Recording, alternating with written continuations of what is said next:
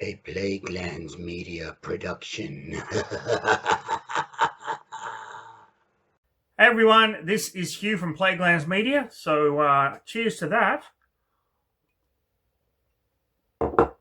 because it is my great pleasure to introduce another Plaguelands Media film review with Mr. Ian Van Gammett and Dr. Luke Carmen, our little Plaguelands Media kind of posse. This time the movie was picked by me, and we are reviewing the animated version of the first book in the Dragonlance Chronicles series, Dragons of Autumn Twilight. I explain in the review why I chose this particular movie, and I pretty much have nothing else to say because we say it all in the video. So I hope you enjoy it, and I hope you go out and not only track down the film for yourself, but also the Dragonlance books. It is a wonderful fantasy series that over time kind of evolved, and we got backstories and all of that kind of good shit. So I'm just going to leave it off here and get right into the next episode of...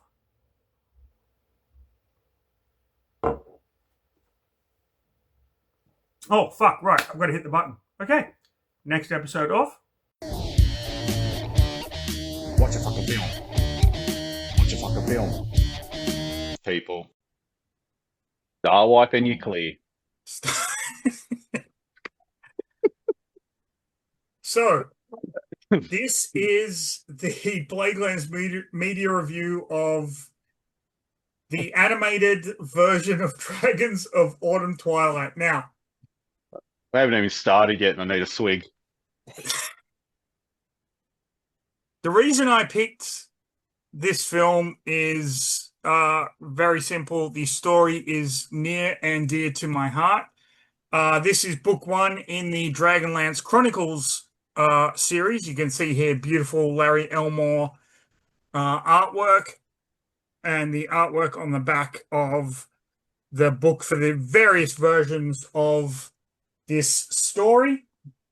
That was followed by the Legends trilogy, which follows the characters of Caramon and Raistlon, which appear quite prominently in the movie. Just how much of a Dragonlance freak I am. Yep, I've got the special edition version of both books. Oh, for fuck's sake. I kind of feel like this is more of an opportunity for you here just to show off your fucking collection. Why do you think I picked the fucking movie? I know. Now, for those of you that don't know, Dragonlance is a Dungeons and Dragons kind of offset, so to speak. Dragons of Despair and Dragons of Flame is what Dragons of Autumn Twilight is actually based on. This was a campaign that the original writers kind of ran. This has been transferred over to 5th edition.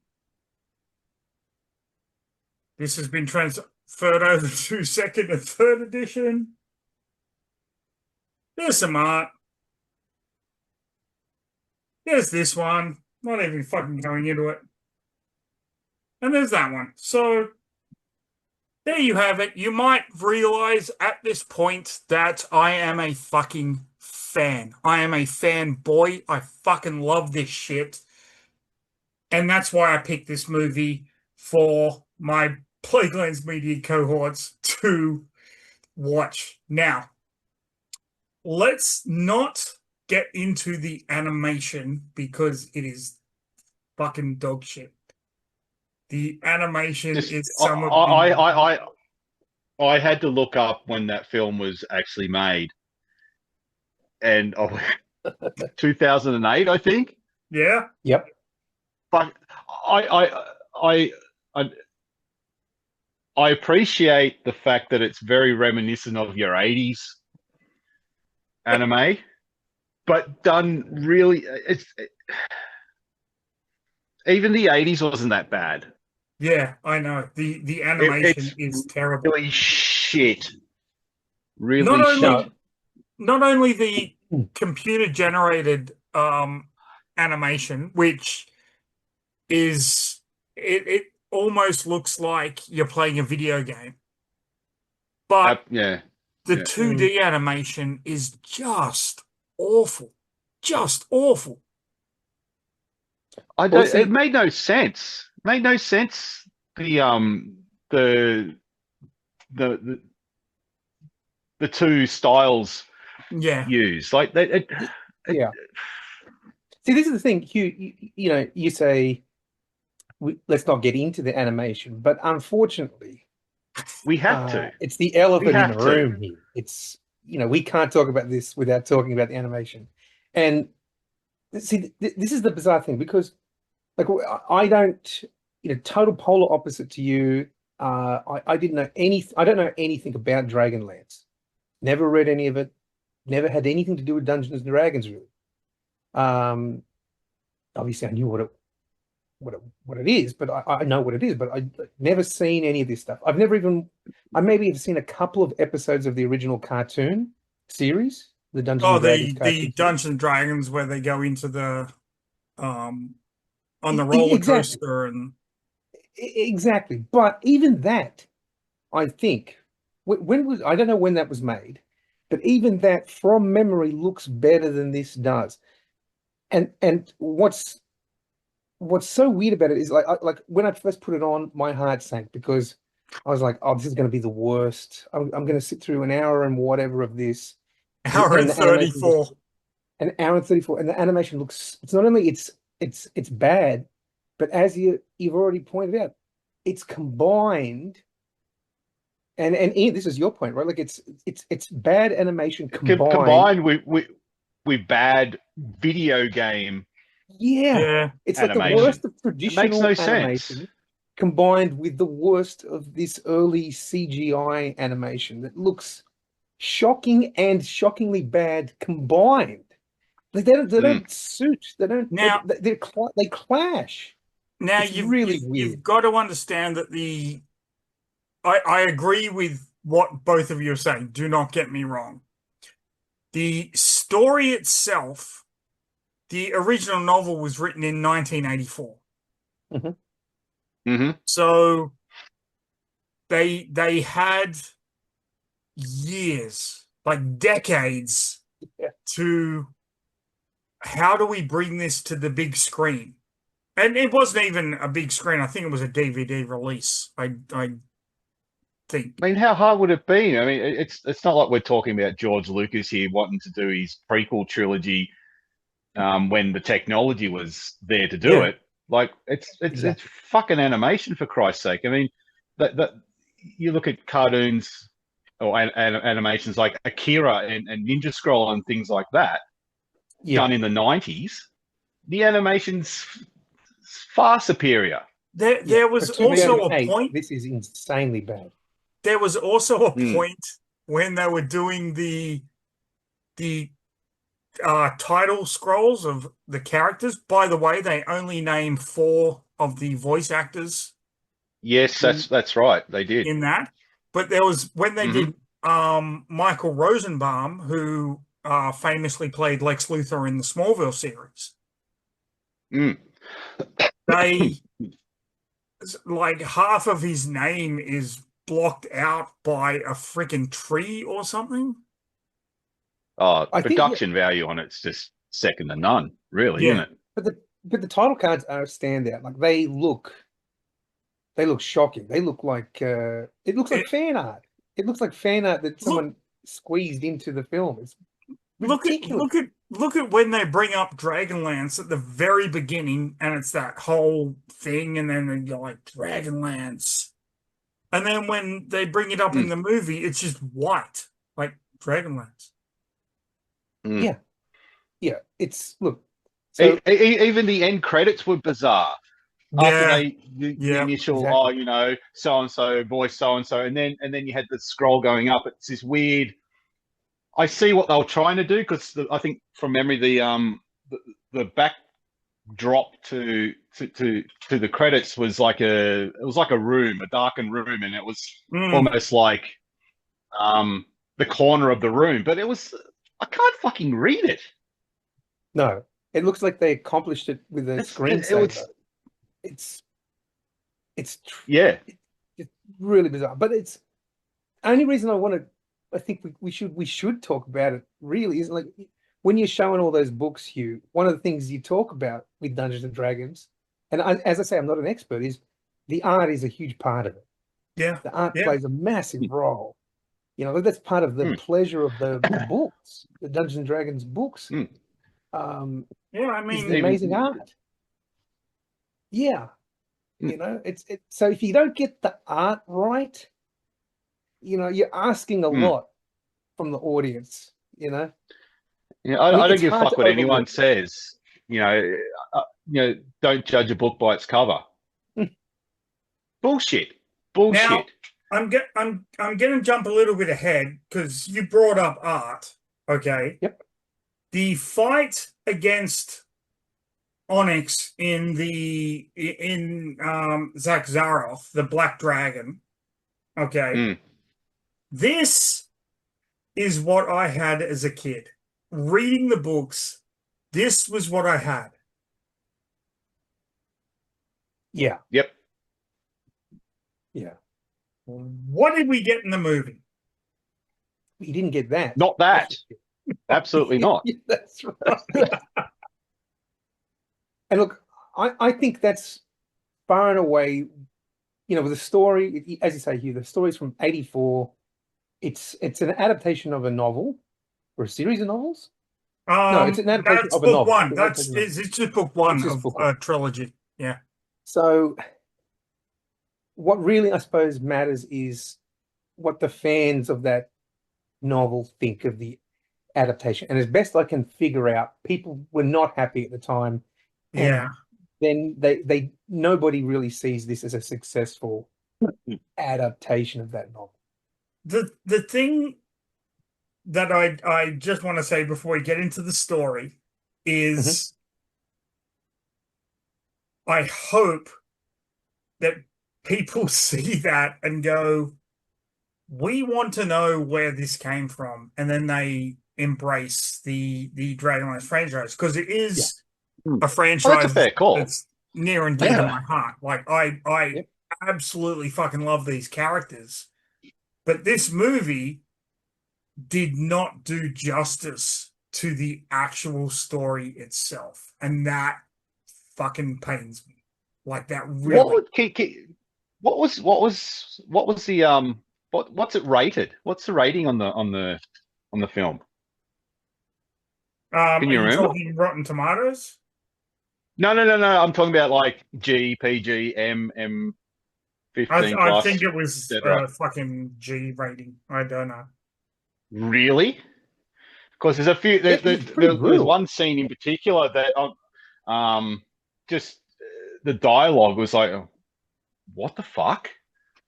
Yeah, there is quite a few moments like that, Really? Ian. Then it might be And PG. I don't know. Even it, then, it I'm thinking, shouldn't be. It shouldn't be PG because there are a few things here which like I don't think we can even say some of the dialogue we probably we can't. probably can't We say. probably can't. All I will say is the very brief origin story we get about Yeah, the fucker with the beard, the elf guy, the main explaining to character. the other bloke Oh, yeah, about yeah, what yeah, yeah. happened between his mother and I'm like, Mhm. The human warrior that yes, you're talking about and Tanis. Is that how you say his name? yeah, Tanis half Tainus. elven. I got to tell you, Ian, I'm glad you called him that guy with a beard because I really struggled to catch the names of our Oh, I ensemble of don't know. characters. I don't know if it was the YouTube copy that we watched, but it had that uh, the issue where the music in some bits were way too loud, and you couldn't hear the dialogue. Yeah. Yeah. Well, I've been led to believe that that most copies actually suffer from similar. Yeah, I actually How had this the on how the DVD. fuck? I How had the this on fuck DVD, and that was the do you problem. release that? What was that? What was that? Um uh the original Silence of the Lambs film they made Oh, where we Manhunter? Manhunter. Manhunter. Is it Manhunter? That whole film was Oh, dude, notorious for something. you could The not, sound you issues with could that. not Is fucking that hear Michael that Mann? shit. Is that a Michael Mann film? I think it is, isn't it? And it's like it'll just have these shots of LA and it'll just be like It and you was can't hear anything that's happening. It's just there was this there was weird kind one of part of that movie where the guy's like, and you're just like trying to lean into the TV, raise the fucking volume. Like, what the fuck is he for some saying? reason Michael Mann just They're loves blasting that what do you call that what is that kind of music what is that genre of music that he loves? I don't know, it's like prog rock or it's like I don't know what you call it, but it just blasts it through every scene. I mean, you can see it even in anyway, getting off topic, but you can see it in Heat. It's Yes, yeah. throughout that film constantly, you know.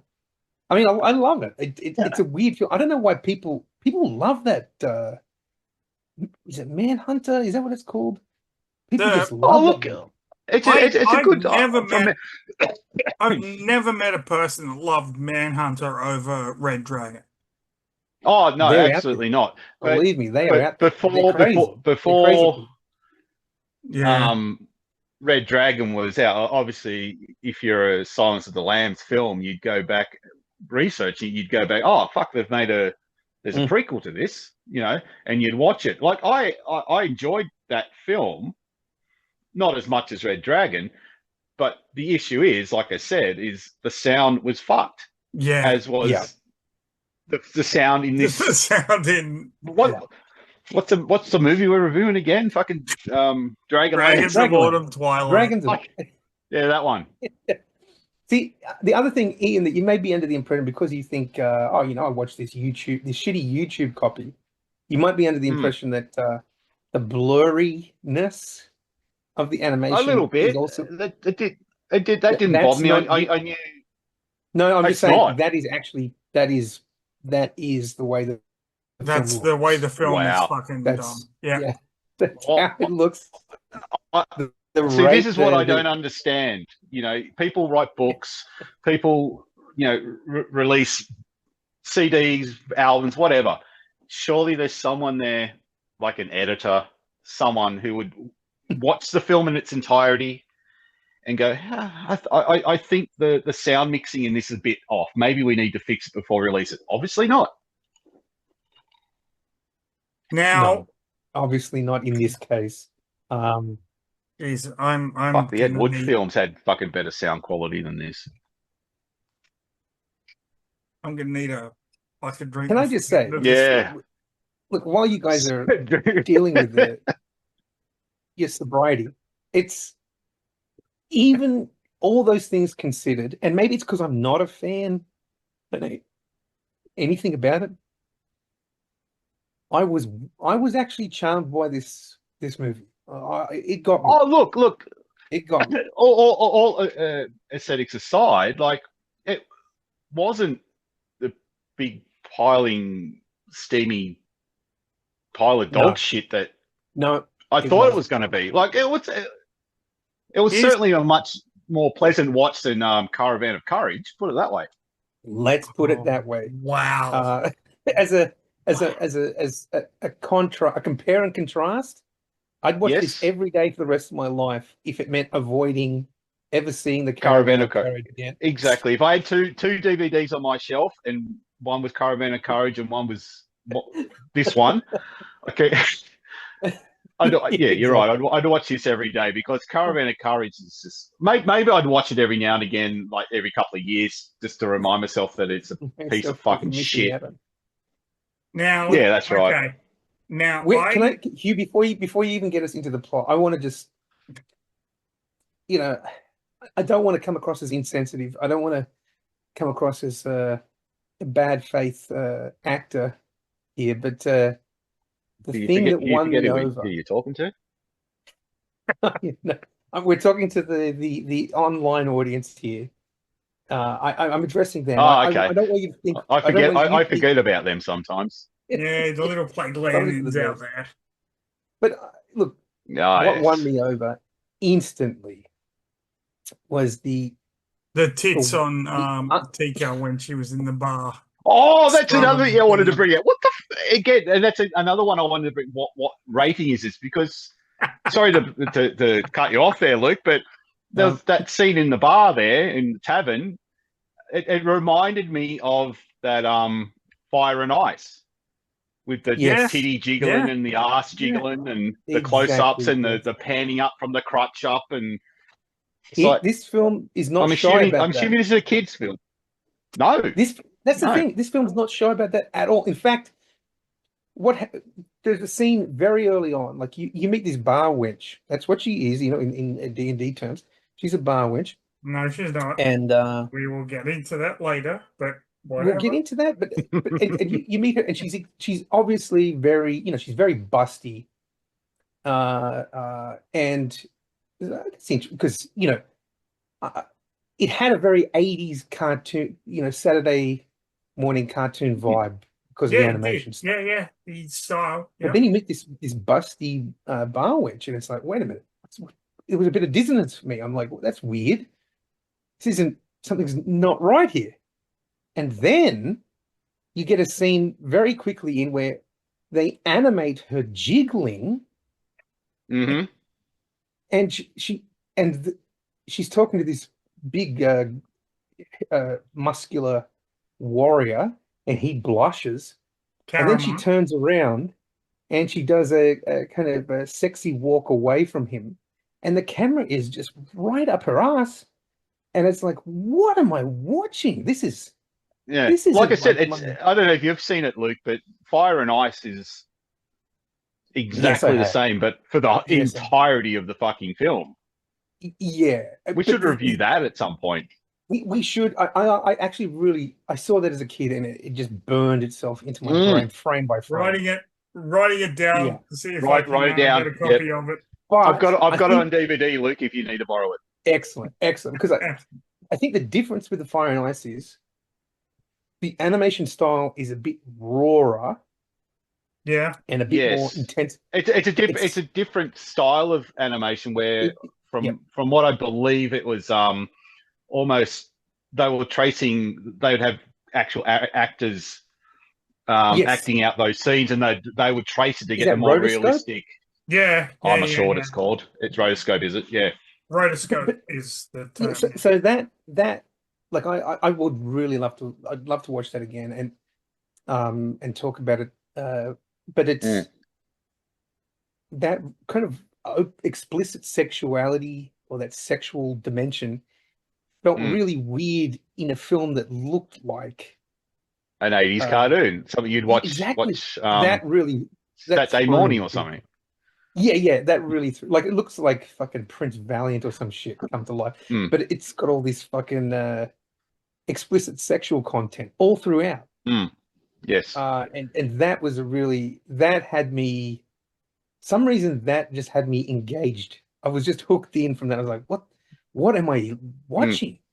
This is unique at this point to me, Just as a really quick side note about watching cartoons in the 80s, I just want to sort of mention James Valentine passed away this week, and he was you'd remember this, Hugh. You might be a bit younger for this, Luke, but we used to get home from school and the afternoon show on ABC with James Valentine. It's where I saw Danger Mouse, Banana Man, even like Goodies and Doctor Who, and he would always present it. So I just wanted to mention that.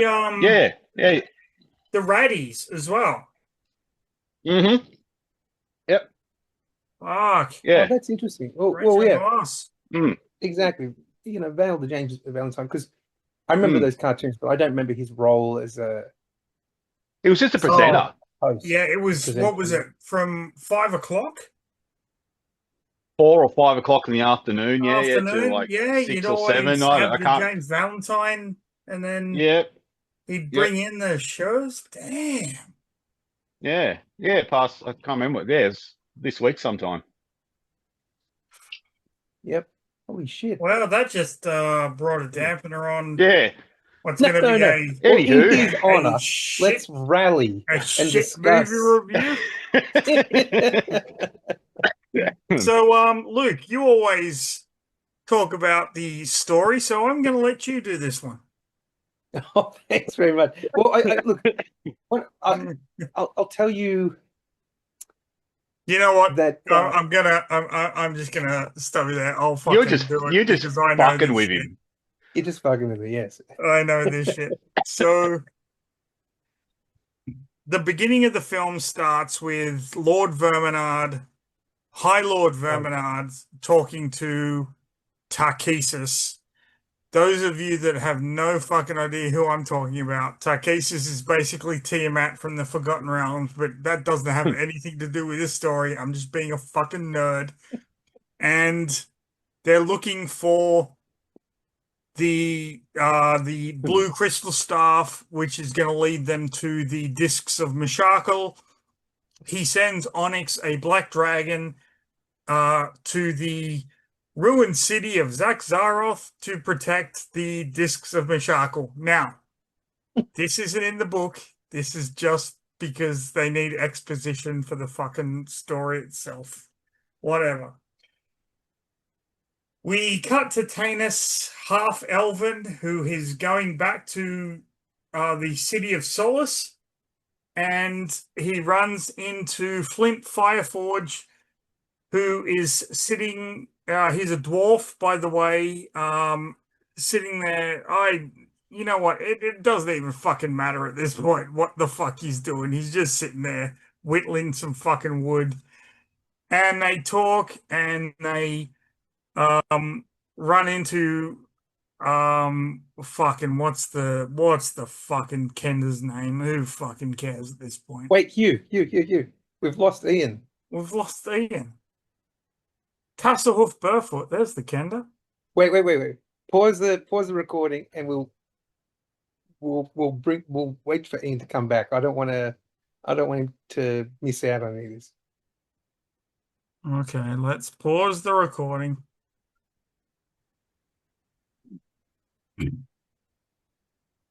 So we have Onyx coming to Zakzaroth to guard the discs of Mashakal. This doesn't actually appear in the book at all. The novel starts with Fizban going to the tavern, which is the first scene of the actual film itself. He goes into the tavern and he meets the big-breasted Tika Whalen and Crazy pony. we get the backstory of Paladine and Tarkesis before the movie actually starts. So it's basically setting up that Fizban is doing the exposition so that we know what is happening in the world. Yeah. Thoughts? Classic fantasy approach where you get a little vignette at the beginning giving you all the necessary world building. Now, this is going to keep coming up because Ian just made a joke about the prancing pony, right? This is what? 7 years after the release of Fellowship? Oh, like that. fuck yeah. Give or take. But if fantasy... if it's based on a novel that was written in '84, yeah, it's got to be earlier. But the fantasy trope of a group of people meeting in a tavern I mean, I've And that's been right. That's right. I've been a dungeon master for how many freaking years? Ian, how many times have the group started in a tavern? Like Oh, look, it's probably every single fucking every single fucking time. D&D we did, Yeah. but I like to think that was, not because it was a fantasy trope, but the fact that we were getting shit faced while we were doing it. It was just, And I never that brings remember up. drinking when I ran Look, games. I just don't. oh, well, you that's probably because didn't. you were fucking shit faced before we even started. Yeah, that's probably right. But I think this goes to a bigger point, Mm. and this is something I've argued with people about many, many times, and that is it's totally fine that, for example, the fantasy genre is built on conventions and tropes. And if you don't like that, there is no chance in the world that you're going to like this, because this is fantasy tropes, the movie. Every trope you could possibly poke a stick at is here in its most base it's the form. same as your slasher films, Yeah. your 80s horror films. How many of them, a group of teenagers go camping somewhere and then there's a fucking psychopath? Like But it's the just part and all parcel of the genre. exactly, that's part of the genre. And look, the fantasy genre is a particularly, what would you say, egregious in that way that, Tolkien, he set out the conventions and they've been followed ever since most of the time. I don't have a problem with that. Oh, that's great. No, I don't If you just, either. yeah. But what is interesting is No. just how many, as you say, Ian, it's from 84, the novel. It's interesting how much is just direct cut and paste Yeah, from the yeah. Lord of the Rings, If you which is like, I've fine with me. not read the novel, but the film certainly portrays that as okay. We'll just take this from here and Yeah, we'll yeah. make that crazy fucking wizard dude sit in the corner look a little bit like Gandalf and Yeah. blah blah blah. Oh, how many Um, Gandalf moments can Oh you get my into one film? This God. got Gandalf I know, just writ but again, large like throughout. you talk about the tropes that they have, and your old wizard, they all look the fucking same. But he's not Actually, old. There's really He's much. not an old wizard. He's only like fucking 20 something in this book. I'm sorry. What the wizard dude? I'm gonna be the fucking Whizbang. avenging angel here. He's only 20 something. He Yeah. lost he looks old because of the test of high sorcery that he had No, to no. take. Okay. Yeah, they did. So I mean, they Wait. mentioned that. Yeah, yeah. Hugh, are you talking about Whizbang? oh no, no, Ian's perfectly right about Fizban. He's 100% correct. That's who we're Oh, talking okay. about. So yeah. I'm talking That's about what we're Raceland. No, Oh, Raceland is a yeah. different kettle of fish. He's actually a different character. Mm. He's a totally different character. No, I agree with the Fizban character being the old wizard, blah blah blah, like He's the the Gandalf. stereotype Gandalf looking thing. Yeah. Yeah. Mm. But Raceland is, by the way, let's just go through the amount of characters that are in this thing. Yeah. Not There's easy a to lot. do. See, I forgot half of them. Heinous, Flint, terrible name. Anus. yeah, Anus, Penis, Flint, Anus. Tasselhoff, Burfoot the Kender, which is technically a halfling in Hasselhoff. the Caramon, Raceland, who are twins. They have a half sister, Kidiara. Lorana, Gilthanus.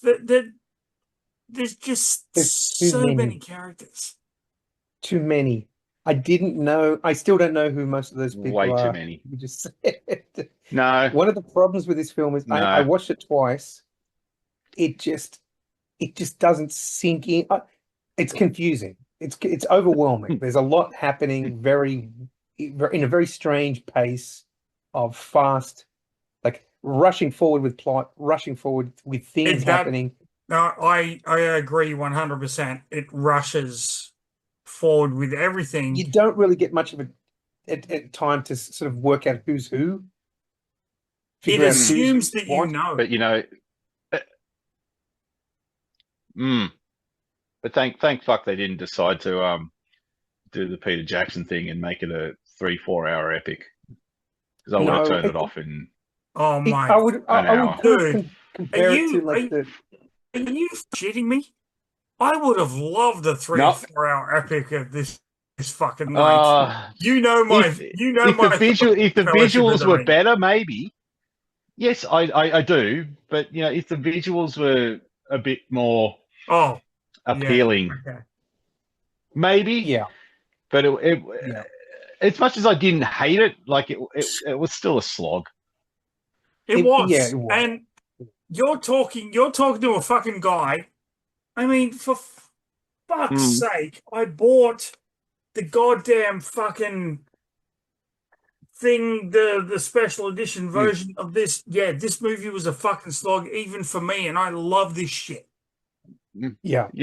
Oh, you guys fair enough. not wrong. Are not wrong at all. I'm the guy that's trying to fucking promote. I can't promote it. I can't. I literally can't. I can't find a single thing. Well, I mean, you can't promote Dragonlance or D&D purely on this film. No. I think you can't. The animation style alone rules it out. Even if it was a better version of this, you couldn't say, hey, you should really watch this. It's great. Because it's just so fundamentally flawed in its execution. Here's the thing. We haven't even finished the fucking story and we're already saying no. I don't think we even started it yet. We just don't. We can't.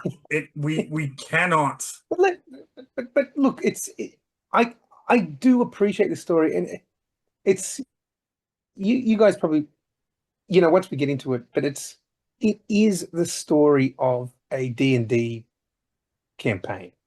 It is adventure. It is. That's just absolutely literally it. And watching it, it did take me back to when we were sitting around, you know, friends' houses playing D&D in our 20s, getting shit faced. It was great, you know, and I could just see you behind your fucking little screen rolling and fucking us over, and it was great. You know, like I said, I did hate the film. I didn't hate the film. The story was okay. It was just visually, it was shit. Okay. You know what I'm like. I'm a visual sort of person. So if the visuals absolutely don't grab me, then I switch off and don't give a fuck. I'm just gonna say, it is good for what it is and what it's trying to do, but please, for the love of all holy fuck, go and read the book. Go and read the novel. Even though the novel reads like it's a group of people going on a Dungeons and Dragons quest. Read the fucking novel. I love the film. I love the fact they got big name actors to do it. I love the fact that we're not going to go through the entire fucking story, because we should. We should at least attempt it. No. You fucking said it. You go through it. Go on. I want to start with the main guy, Anus. He runs into a dwarf friend of his, Flintstone, and they Flint Fireforge, Flint Fireforge, that's it. And and they he's sitting outside of Solace, the he's city heading that into has the. I can't believe you're making me fucking do this, Luke, you son of a bitch. He's sitting outside the city of Solace, which is famous for the Valenwood trees, where people live up in the trees itself, and they go to the Inn of the Last Home, which is run by Otik and the big-breasted Tika Whalen, and the goblins are looking for a blue crystal staff. I can't fucking believe you're making me Wait a do this, second. dude. Wait I a second. can't I fucking can believe I, you're.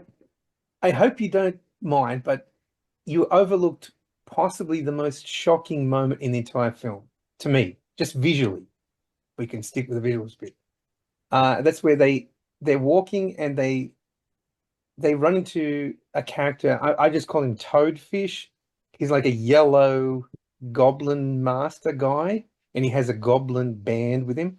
And they're like, "Hey, nobody comes to the town after Yeah, dark." he's a And that's hobgoblin. immediately confusing because it's obviously the middle of the day. He's like, "Nobody comes to town after dark." I'm like, what does he talk about? And then a fight breaks out between the dwarf, Anus, and the Toadfish and the gang. And what happens is he slaughters, like the good guys win easy because it's like the first fight against a bunch of goblins in a D&D campaign. But one of the goblins splurgs all over Anus's face. Yeah. What is that? To me, that was the most shocking visual moment in the entire film. Yeah. Just this white, gluggy substance flies out of him all over the main guy's face. Yeah. And I just couldn't believe it. What was it? Is that something I was goblins watching a do in D&D? Clive Barker film. That was absolutely stunning. Oh, and and then the halfling jumps in to save them. He's a halfling, No, right? he's a Kender. It's Oh, okay, cool. He's not a halfling. He's a Kender, and he has the Hoopak staff, which is a staff with a slingshot on the top of it. So, Oh, okay. But they win, and then they go to the tavern, and that's where we meet the whole cast, pretty much, of the film. yes, we meet everyone. So we've met Sturm and Flint. We've met Tanis and Flint and Tasselhoff. Then we meet Sturm and Caramon and Raistlin and Riverwind and Goldmoon. There's just too many, you know. And as a kid, reading the book, that was fine. Watching the Yeah. movie, like, were there this many people in the fucking Aliens fucking sequel? Like, Well, were see, there? in a book, at least, you can stop and go, "Who's this fucking guy again?" and flick Yeah. back a couple of pages and remind yourself. But in this, you have no time to spare. It's all just a massive rush of events. And there's And Fizban as well. You got to. yeah, they're all there at the tavern. Everyone, pretty much everyone you need to know, with one exception. One notable exception is, and this comes up, this is important, but it confused the hell out of me the first time I watched it. The main dude, Anus, his love interest is supposed to be there, and she hasn't shown up. Yes. Okay. Tiara, Okay. whatever her name is. Okay. I'm gonna. Tanis. I'm gonna just. Tanis. Heinous. Okay. All right. I'm just gonna fucking jump ahead because Yeah, Yeah. please. the goblins want the blue crystal staff that Goldmoon has. They escape and they head into Darkenwood, which is full of the undead. But then there's a unicorn that has Pegasi that can fly them to wherever they need to fucking go, which they fucking use, and they get to Zak Zaroth, which is this ruined city, and they find that the thing is the discs of Mashakal, who is the goddess of healing, is protected by a black dragon. They go there. Riverwind is killed. He's healed by the staff of the blue crystal staff. They get the discs. They kill Onyx, the black dragon. They go to Pax Tharkaz, which is a dwarven city, and then they fight some shit. And you know what? It doesn't fucking matter at this point. It literally doesn't. Who was the cunt that lost his arm? Who was the dude that lost his arm? And she fucking healed him. Dude, do you really want me to get I into saw. this? Do you really? Want me not to get really. into No. it? Because I think that happened. Sorry, Hugh. You're talking, and all that's going from my head is blib blom blib blom blib. Yeah. The guy that lost his arm was Theros Yep. Ironfield, and he is the guy that ends up crafting the Dragonlances so that the army of good can defeat the army of evil, because the Dragonlancers can defeat them. Okay, so he becomes an important character. He managed to forge him with one arm. Oh no, he gets a silver arm that allows him to forge the Dragonlance. Like Jax. See? Here's the thing with this shit. Like Ace. Don't make a fucking movie if you're not going to back it up with the other fucking histories of the characters. This is now. Yeah. I mean, absolutely. Jesus Christ. I'm a fan of this shit. I fucking am. I love this shit to death. This is a bad fucking. This is a bad fucking movie. Like I love D&D, don't get me wrong, and you know that, Hugh. Yeah. I'm certainly no connoisseur or scholar on the lore. But coming into it, as much as it wasn't a bad film, I had no fucking idea what was going on. Exactly. Like you said, it was obviously made for people to say, and this is no offense, but people like Hugh that has a photographic memory and it can just rattle off, oh, so and so's the blah blah blah blah blah blah. Like he knows all this shit. But people like me and Luke come in and go, what the fuck is going on? Like, why is this person? It was a switch your brain off experience. Again, I couldn't. It was, and together. No, and I was hungover as fuck, and I just didn't give a fuck. Yeah, I really didn't. I watched it, and it was all right. Like I said, it was no Caravan of Courage. It wasn't offensive to watch. It wasn't. No, it wasn't. Drag. And he was saying to me, he goes, "You're gonna fucking hate it. You're gonna fucking hate it." And I didn't hate it. It was shit, but I didn't hate it. It was. I've seen worse pieces of shit. Mm-hmm. It to me. No, I totally agree, Ian.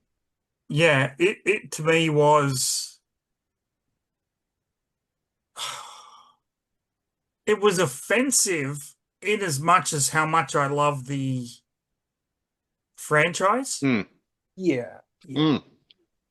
Like, which is disappointing for someone like you, and I can only imagine, like for someone like me, like I've said to you before, like when they decided to revamp Godzilla.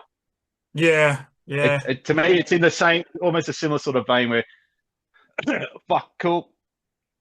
They're releasing Godzilla. It resembles the original Japanese 1950s, whatever. You know, you go in there for a 3-hour film and you see Godzilla for fucking 11 minutes. Yeah. Get fucked. Get fucked. Yeah. You know? Yeah, that's right. It's a kind of a betrayal of expectations or something. It's like Absolutely. You put Godzilla in the title, you expect to see Godzilla doing what Godzilla does. Yeah. I know I'm getting off topic here, but I not at do all. not give two fucks about the human element Yeah, of a you want the Godzilla film. I just kaiju. want to see Godzilla. I just want to see Tokyo decimated, him fighting another fucking I can give you a monster. sneak. I can give you a sneak peek of one of my future graphic novels. One of them, it's a Star Wars graphic novel where they land on a planet of giant monsters called Kaijiru. And Really? oh, yes. And it's set in the prequel trilogy. Oh, fuck me. I know. That's exactly what I fucking said when I Oh, read fuck me. the issue. Please tell me it's not canon. It is. Oh, fuck me. Fuck me. Like, I'm sorry. I mean, I know we're not talking about Star Wars at the moment, but fuck me. Like, you. I was gonna save this last little bit to the end of the. No, do it now. No, Do it now. Hell yeah. if Kathleen Kennedy had anything to do with this, rot in hell, bitch. Rot in fucking hell. There, I said it. That's it. Fuck you, Disney. Fuck you, I can't Kathleen. wait to upload this. I can't either. And you know what? I hope she fucking sees it too. You've destroyed fucking 40 years of my life, you bitch. Anywho, Yeah. back to Dungeons and Dragons. Nah, fuck it. No, let's just keep going with your hatred of Catherine Kennedy. Well, this is something we didn't talk about in the Caravan of Courage review, is it? Growing up in the era that I did, I think Star Wars was the greatest story of my time. Yes.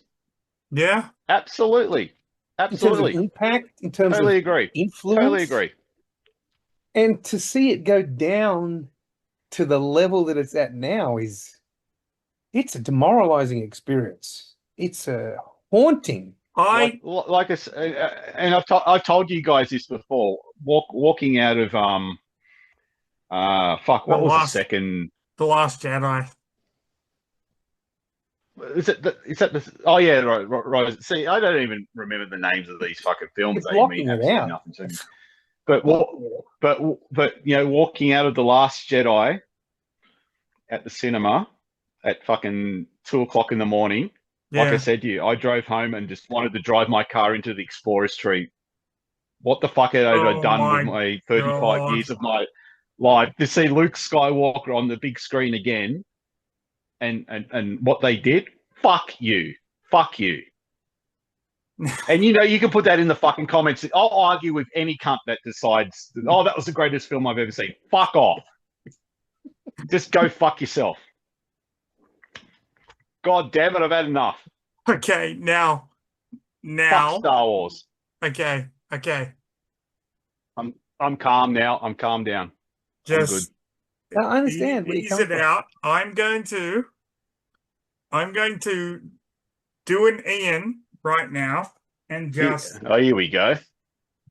I'm just gonna take a. Wow. I think I've still got some Kraken left, Luke. Oh, I don't think we drank it all last time you were down. Good God, this is going to be this is a therapy. This is an important therapy session for us, I think.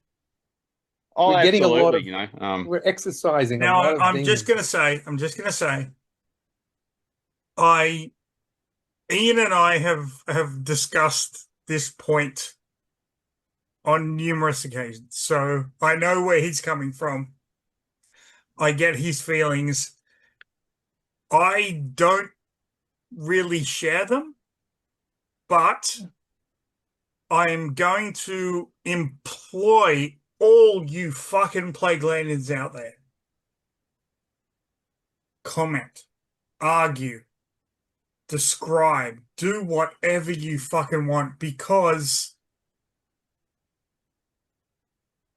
Ian's not wrong with his comments on The Last Jedi at all. I literally punched a freaking bus stop watching that movie. I got out of that cinema and went to a bus stop waiting for the bus, and I just punched the shit out of a bus stop. He's not wrong. But let's get a dialogue happening. Let's not focus on negativity. I mean, I don't even think we finished the fucking movie review this time. No, we haven't. No, we didn't. We're just taking some time. No, to express. I'm just having a rant. Yeah, we're talking about the failure of cinema as a medium in our lifetimes. The degradation. No, you're right. You know, not catering for the fans. Exactly. Look. This thing. I mean, like for example, one of the things we've talked about is So. Like honestly, it's not a great series, but The Mandalorian did more for Luke Skywalker than the sequel trilogy ever did. For that one scene where he ended the end of season 2. Yeah, absolutely. That's what I wanted to see. I wanted to see Luke Skywalker go ape shit. And what did we get? Some fucking old cunt meditating on a rock and then dies. Fuck off. Yeah, I will stop there because I'll just keep going all night otherwise. Well, I think we can draw. I'm going to have a cigarette just to fucking calm me down. I know. I understand. Yeah, I get where you come from. Fuck. That's why I talk about the significance of it. Like, I mean, I grew up with stuff. I wished when I was a kid, I wasn't, but I wished I was named after Luke Skywalker when I was a kid. So I could tell. Oh, really? Yes. It's interesting, isn't it? Because it's he's as much as a whiny little bitch that he was during the original trilogy. Yeah. Absolutely. One of the people, the question, if there was something that you could relive or take back from your life, one of my top answers to that is not knowing that Darth Vader was Luke's father. I wish I could erase it from my memory, watch Empire Strikes Back again, and just go, holy fuck. Because I remember watching Empire Strikes Back very vaguely, and it was just knowing that Darth Vader was Luke's father. I grew up knowing that. Exactly. I want to be able to sit and watch a film, see that, and go, oh, fuck me.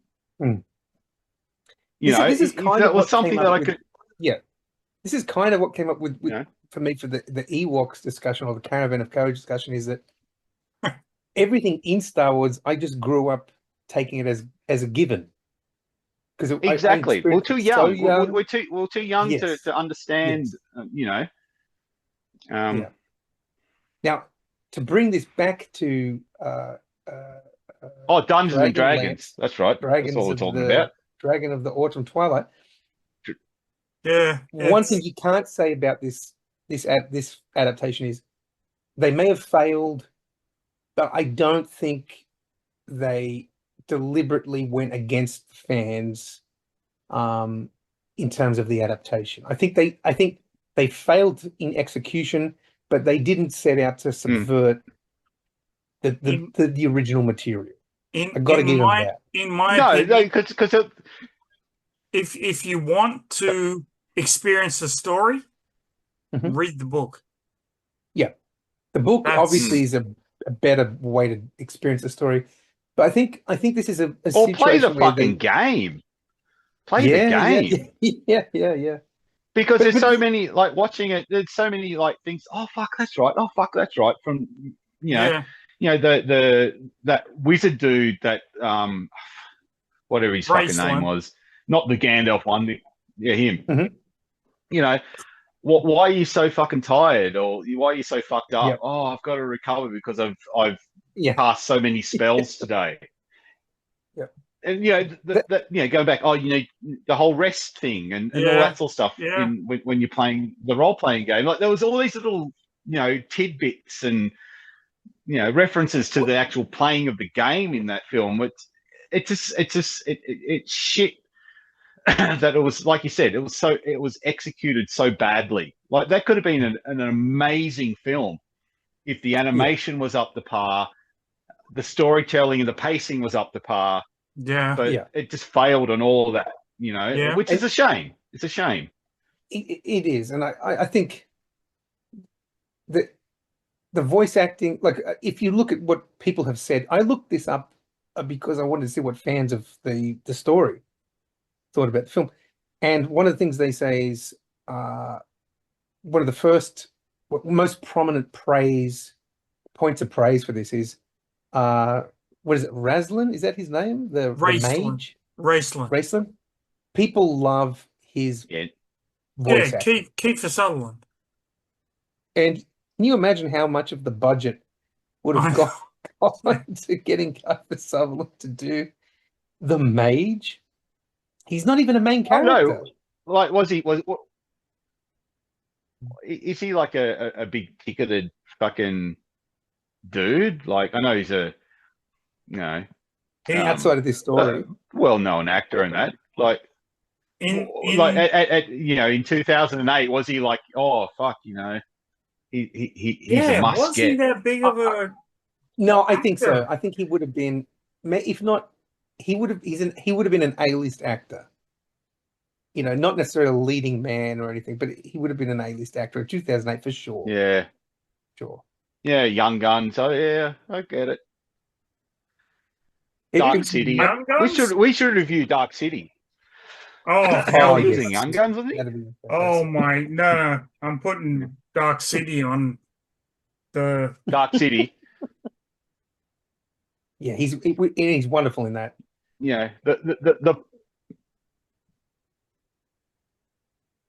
The Dark City, dude. Damn. What, Dark City or Young Great- or that's a Young great Guns? pick.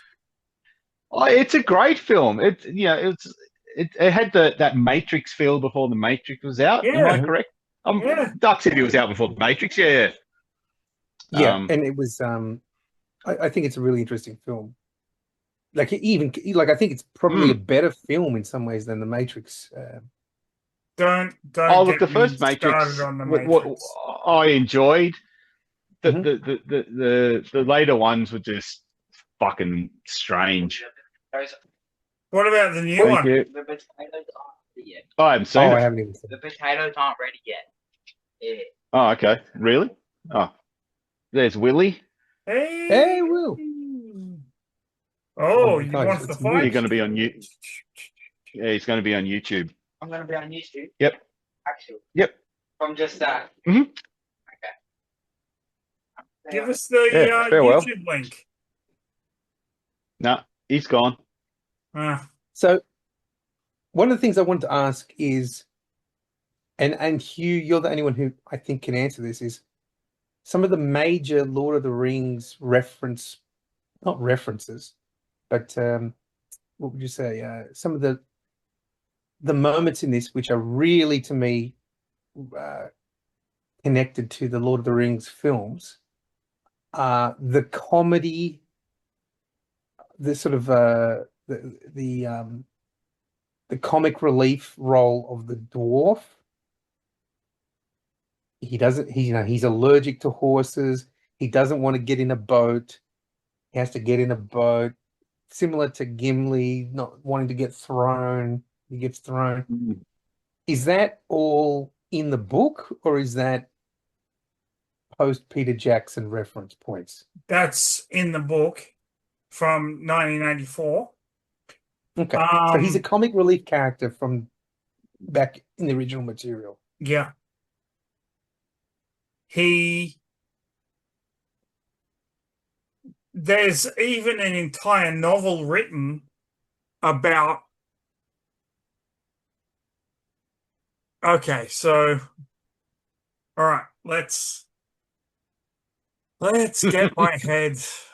Um, they made a series of books called the Preludes, which is set before the Chronicles, and Dragons of Autumn Twilight is the first book of the Chronicles. So the Preludes are the adventurers going off on their own and then having their own adventures. And the whole thing with him and the horses is him in a series of books that has nothing to do with the Preludes. Okay, So okay.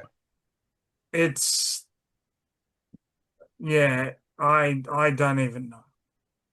The other It's thing, well, the other thing that I thought is when they go into they I forget where they are, and they come across, I think it's a forest. They go into this forest and they come Darkenwood. across an army of the undead. Yep, Darkenwood. Visually, it looks very much like Return of the King Yes, and Return of the it King's does. army. And I was, is that directly influenced visually, at least, by the Peter Jackson films, or is it just a coincidence? I don't know.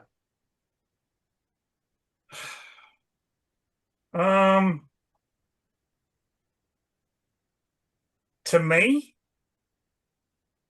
it's just lazy. So, yeah, I don't know. Well, the other thing, I suppose, is the Gandalf isms. I mean, what's her name? Is it Blood Moon? Lucy Lawless voices Blood Gold Moon in Moon. this. Is it Gold Moon. Gold Moon? That's right, Gold Moon. God, geez, Blood Moon. That's a bit Yeah, on the you nose. But fucking sicko. Gold Moon, she has a Gandalf experience here in terms of she dies, then she comes back to life. That and, you know, is doesn't happen in the resurrected. book.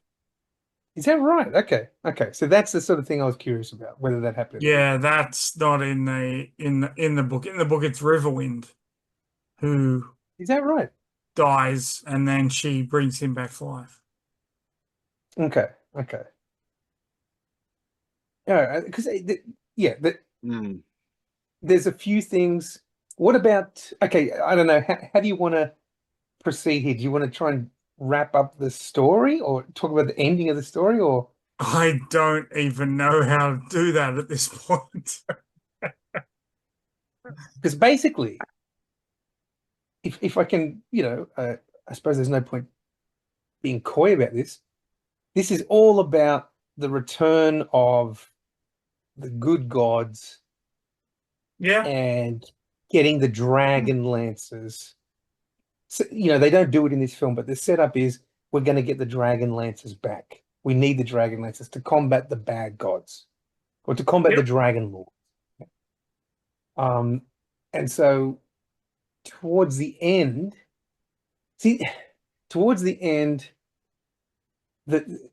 old man is encouraging them to do battle with the Dragon Lord's minions, these dragonkin. What are they called? The dragon kind, or draconians? Dragon Lords. Yep. And they do that by essentially the weird thing about it is how they accomplish that is they basically get the old man to return to his godlike state. Yeah. Which I thought was kind of weird. I thought that was a weakness in the story, in terms, at least in the way that the cartoon, that sort of the animation does it, because it's like having a walking, talking Deus Ex Machina, like exactly. he's God, exactly. and all they got to do is wake him up, and then he solves the problem. You know what I mean? That's basically the way the story resolves itself. But there's some really interesting, brutal, like towards the end, this is the situation. This is one of the dynamics that plays out. They are in this underground prison Pax where, Stuckers. yep, where their people are being held prisoner. They're fighting. Their enemies are an army of Dragonians, whatever they're called. And so Yeah. in order to get out, they convince a half senile, demented dragon Yeah. that they are Amber. Yeah. dragon's children. And then when the bad guys burn a bunch of innocent people to death, they convince the demented dragon that they burned her babies. And she goes absolutely insane with rage and starts fighting the bad guys. That's a dark plot. And that's why I asked that was one of the reasons why I asked what it was rated, because some of the some of the tones in the story are really fucked up. Yes, it's really dark at times, which is weird. Again, with like this 80s Saturday morning cartoon aesthetic, you're not thinking a bunch of kids are going to get fried. Oh, It's look, weird. it wouldn't bother me if my kids watched it because I don't give a fuck what they watch. But No. you're right. For the conservative parent, But just there tonally, are some visually, underlying. it's weird. It literally Yeah, comes down to the fact that I understand, like, this was written in 1984. I get it. Mhm. And then they But tried to rewritten, I make suppose, for film in 2008. Yeah, they tried to make it for a. It's so messed up. It's not funny. Absolutely. But in a way, that's part of the pleasure of it, is like the weird tonal dissonance of it, and like the violence and the it's more violent visually speaking than, say, Conan the Destroyer. It's weird violence as well because it's CGI violence on 2D animated violence. Mm-hmm. And you're like, damn. Like, I think one of the things that bothered me is I don't know, this is one of my bugbears, personal gripes. I hate when villains, enemies, the enemy forces inexplicably become easier to kill. So like when the party first come across the Dragonians, whatever, the rule of them is they're difficult to kill because if you stab them, they turn to stone and your sword gets stuck in them. But then later on, that's not the case. You're just fucking stabbing them, pulling the swords out. That really frustrated me. I know that's a common practice in storytelling, but they're fucking tough. They're hardcore when they first run into them. And then later, they're just slaughtering them at whim, like willy-nilly. It's crazy. Yeah. I hated that. But that's just a personal bugbear. Like, because they're the main bad guys throughout the whole story. The Dragonians. That's the army of the bad guys. The goblins are just a warm-up, a distraction. Yeah, you just put it down to the fact that they're leveling up during the that's it. The story, and their dice rolls are a bit more successful. If I could tell you, like, it would be an hour for me to explain the Dragonian leveling up series where if you do this, this happens. If you do this, that happens. Blah blah blah. There's also the I mean, the twist, the biggest twist in the whole thing, I completely missed the first time round, and that is once the old man is revealed to be actually he's not Fizzbang, whatever his name is. he's not just an old man, he actually is the god. Yeah, who Paladin. So they wake him up as his divine self.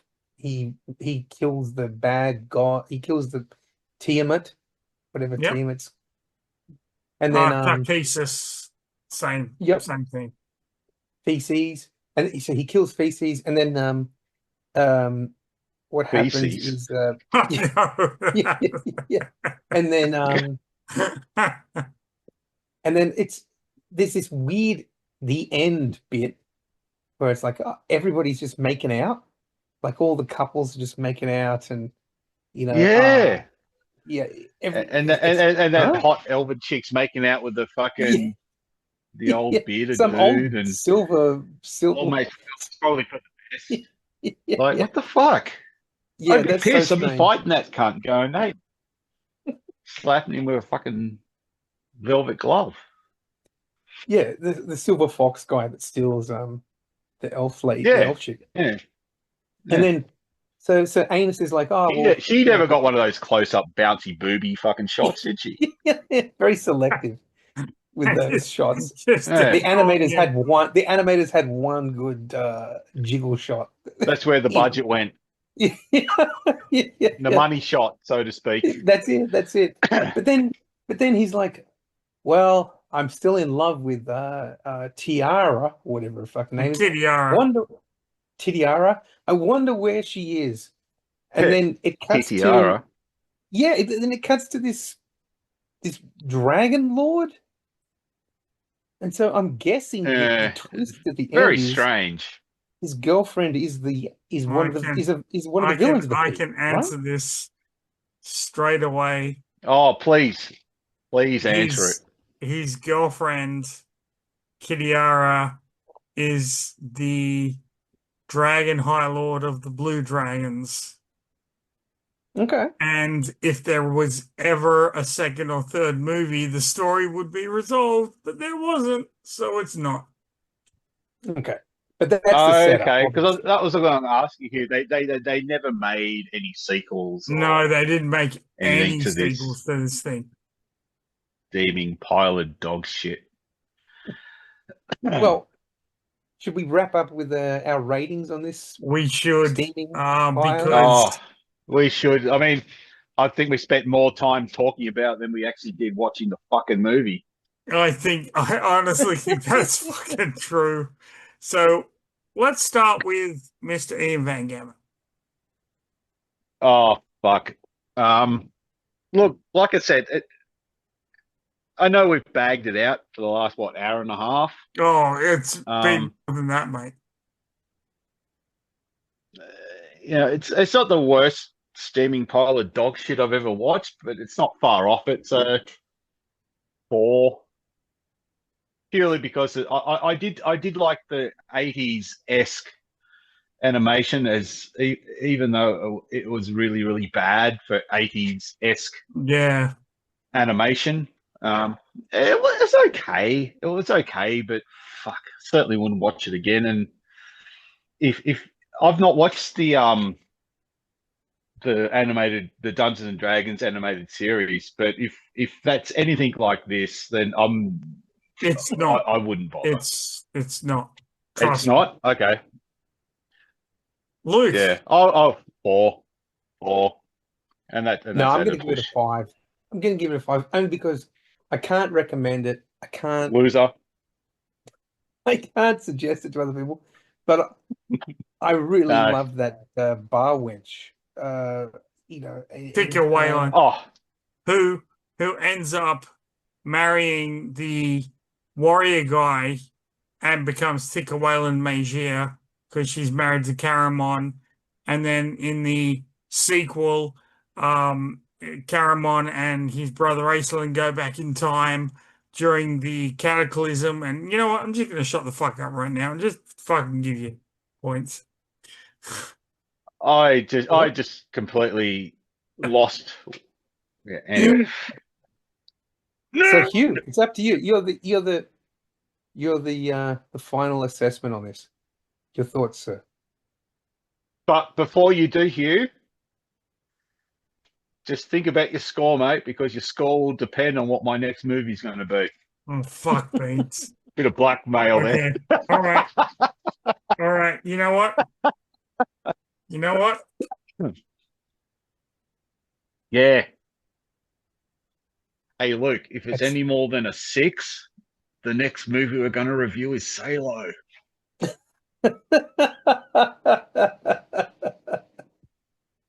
Oh God. I know. Demonetized before we even make any money. It's up to you, Hugh. Make the right call. No, you give whatever you want, mate. Don't take my blackmail. Oh, It's, no. Fuck you, dude. Fuck you. That's what I'm saying, because we're recording this. Fuck you. Yeah, that's right. It's all on fucking tape. Oh, fucking hell. It's such... Like, I know this is dear to your heart because I know that you love this shit. I mean, obviously, look behind you. Like, you're a D&D freak. It's such a But it was a bad piece of shit. film. It's such a bad film. Mm. And I love the fucking story so much. That's the problem, is I'm trying to balance like shit film. Yeah, no, but you I suppose you have to But look you at know it. what? You know what? Shit film. Like, just go for it. What's your number? I want us to do Salwa, so I'm giving it a 7. Fuck yeah! Good call. Looks like I'll be You did the posting right that one thing, to Hugh. you, Luke. You did the right thing. Beast of shit. Here we come. It's a bad film. Like, it is literally a bad film based on a good franchise. But I really want to see you guys do Salwa, so I'm curious. That's not what you said before we got on tonight, Hugh. I know. How are we I going to know. review that? We can't review Salo. How are we going to Maybe talk very about carefully. blah, blah, blah? I met a guy who had a Salo t-shirt and he was a fucking wanker. You know? All I can say, fellas, before I He end ate this stream, sausages during the Beast of Shit. Like, all I can say is good luck. Ian, you brought this on yourself, mate. You brought this on yourself. oh, mate, I'm looking forward to watching it again. Like, I don't think it's certainly not a Serbian film, but you know, Oh, I should have picked a Serbian I still think. film. Oh, wait. I'm out. Yeah, I'm out.